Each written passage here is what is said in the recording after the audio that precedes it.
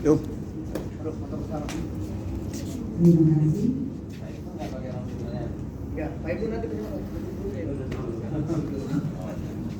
Gini. Iya gini. Nah.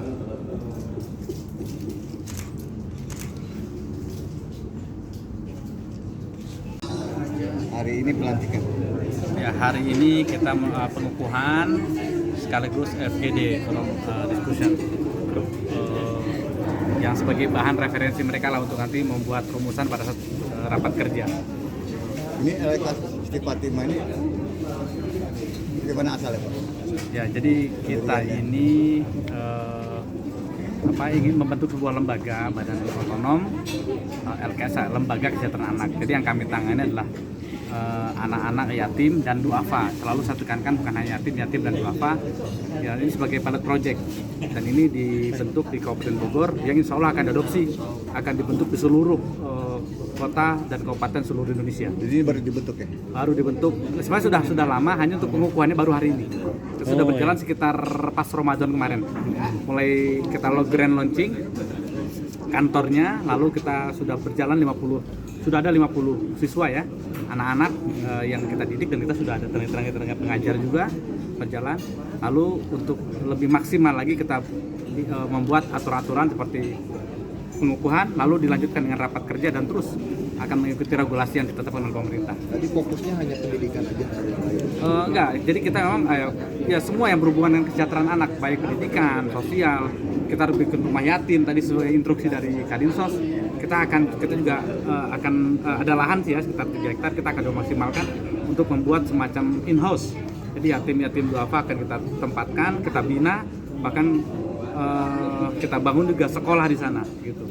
Sampai di sini di Indonesia, di Bogor. Berarti yang dibina tadi baru di sini doang, di daerah Bogor? Ya, untuk sementara kantor kita baru ada di sini, di daerah Pasir Angin.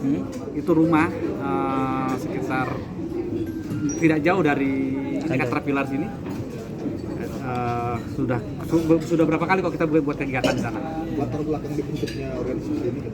Ya memang banyaknya warga yang sering datang ke kantor INH, yatim, duafa, ke sana, akhirnya tergugah lah kita. Yaudahlah kalau gitu kita bentuk sebuah lembaga badan otonom yang memang menangani yatim dan duafa. Jadi agar mereka ada masalah pendidikan, masalah kesehatan, masalah sosial, semua bisa diserahkan ke lembaga kita yang sudah baru kita bentuk ini. Ini kan bukan hanya Islam, ada agama lain. Itu menampung juga nggak? Ya memang kami sendiri di kantor INH sendiri bukan hanya muslim, ya mungkin ada juga yang non muslim yang bekerja di tempat kami. Jadi yang kami tangani bukan hanya satu komunitas, bukan hanya satu suku, satu budaya, tapi semua masyarakat Indonesia. Jadi kita tidak membawa isu sara di sini, siapapun. Untuk modalnya mungkin punya modal.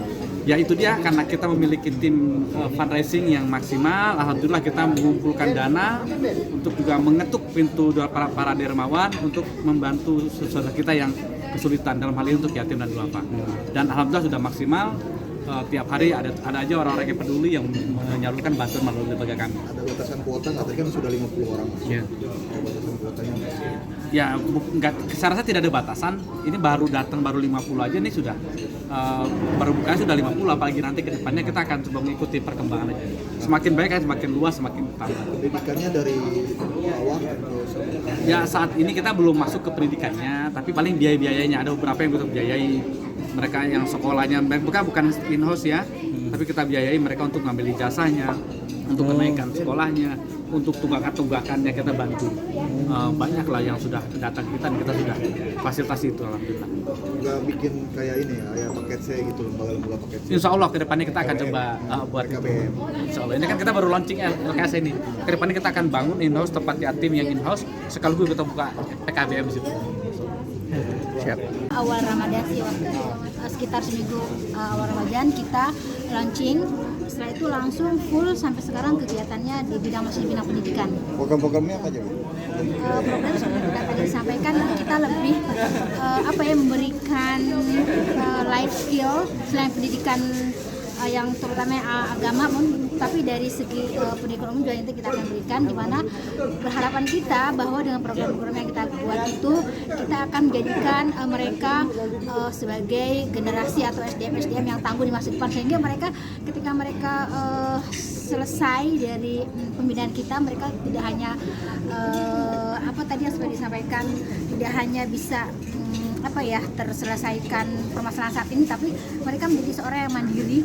Malah harapan kita sih nanti mereka tuh bisa menjadi orang yang tidak maksudnya sekarang kan banyak pengangguran, tadi seperti disampaikan banyak pengangguran, tapi banyak yang berpendidikan tapi mereka tidak punya pekerjaan. Harapan kita mereka setelah selesai kita bina beberapa tahun ke depan, mereka bahkan menjadi seorang owner. Jadi mereka tuh di bidang pengusaha menjadi owner, kemudian juga mereka menjadi pencipta lapangan kerja. Harapan kita sih seperti itu. Dari 50 orang yang sudah ditampung, apa sih kesulitannya mereka yang sebenarnya sih untuk selama ini kita hanya yang kita tampung itu masih sekitar keliling-keliling terdekat aja. Jadi mereka lebih kita tanamkan dasar-dasar agama sebelumnya, karena mereka masih di bawah SD sampai ke bawah sih, masih kita kayak semacam TPA, cuman insya Allah kita TPA-nya lebih akan memaksimalkan dengan TPA yang ada pada umumnya. itu pengurus ada berapa sekarang? Pengurusnya ada 10. Di pengurusan tadi ya? Yang di tadi ada 10. Nama lengkap Istiqomah? Saya Istiqomah HM Haji Muslim SPDI.